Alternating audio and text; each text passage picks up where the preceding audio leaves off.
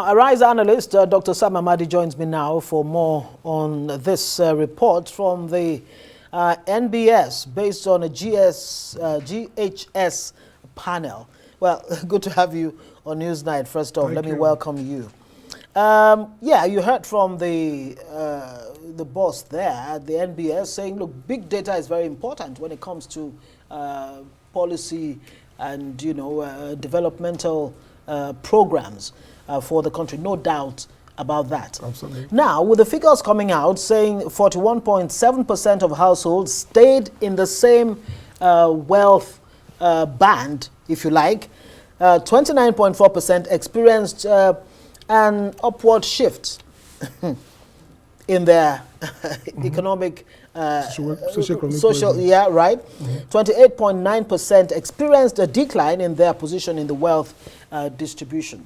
These numbers, based on the reality on ground right now, should we trust the NBS with this? I mean, is it a true or a fair reflection of where we are right now, economy-wise? Well, I think you have to look at the methodology for the study, and this is a study that spanned from 2010 to today, to basically 2014, 2024, again in 5 waves, as they say. Again, the NBS, it seems to me, have improved the quality of its methodology, instruments, and sample size, and has been involved in a lot of engagement. The last consumer survey they did on unemployment and all that, I was part of the team that had the pre-review, and you can see that they are getting more communicative. But again, the political economy and the politics, some people seem to have lost confidence in NBS, especially when they moved to the new methodology for unemployment, and then gave what appeared to many as a very liberal definition or inclusive, a low threshold of work, who is working. So if you put X amount of hours in a week, you're considered as employed.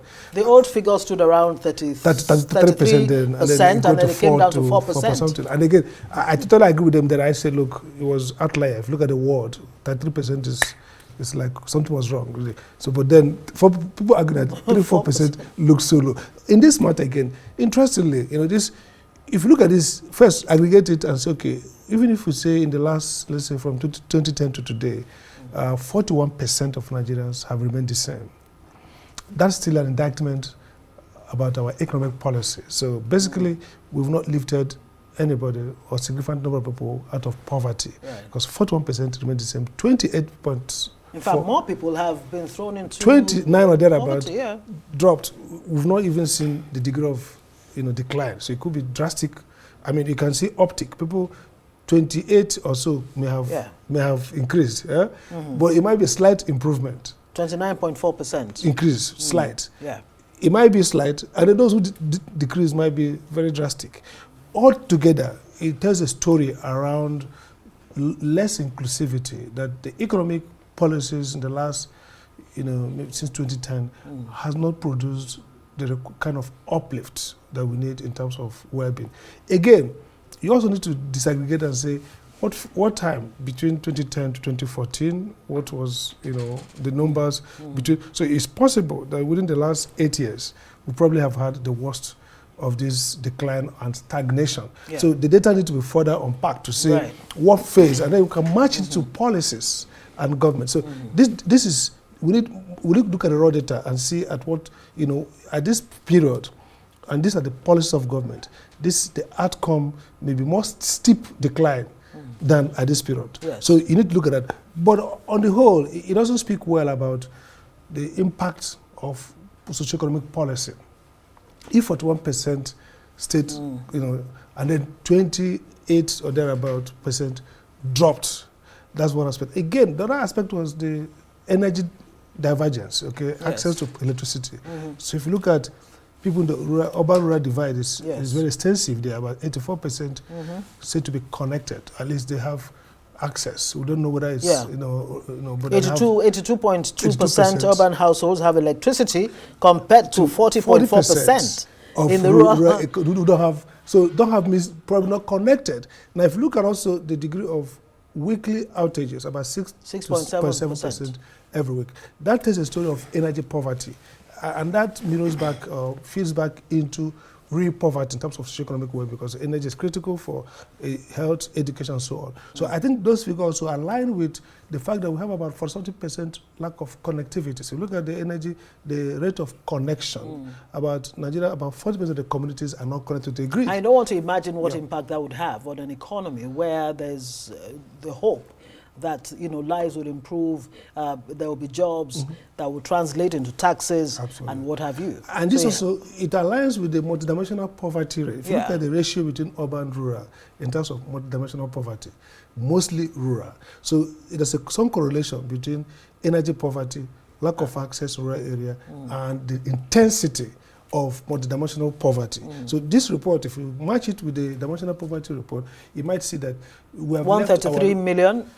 But the original figure. But 75% of those are mostly in the rural area. Yes. So what that tells you is that our development, the little we have, has been mostly urban-based. And does not need, and maybe we need to look at local government, the financing, the policy development, local government, and the capacity to drive in those interventions that could improve life at the local level. Now, we keep getting this conflicting, signs or signals, if you like, from the IMF and the World Bank. Today we're hearing from IMF that, look, the economic reforms are, doing very well. As a matter of fact, IMF is pledging its support. The World Bank, again, would say, look, some of these policies are plunging Nigerians into deeper, poverty. Should we even be listening to this Bretton Woods institution? I think we should also start by noting the divergence between World Bank and IMF. The World Bank IMF focused on macroeconomic stability. So they look at the fact that fiscal control. The whole thing that Tinubu's government is talking about is, look, subsidy removal. If you look at the balance sheet, so the deficit is lower, perhaps the debt is in terms of subsidy cost is lower. So in the macroeconomic arrangement, the IMF will say, okay, you're doing well.